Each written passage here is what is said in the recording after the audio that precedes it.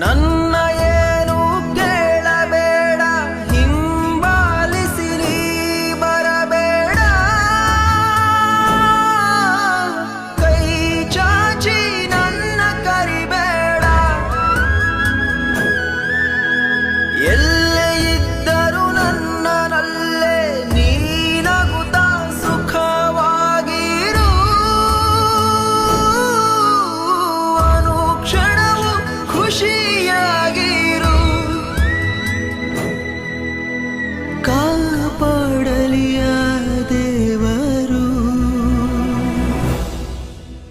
ನನ್ನ ಎದೆಯ ಗೋಡೆ ಮೇಲೆ ನಿನಗಾಗಿ ಬರೆದ ಓಲೆ, ನೀ ಬಂದು ಓದುವ ಮುನ್ನ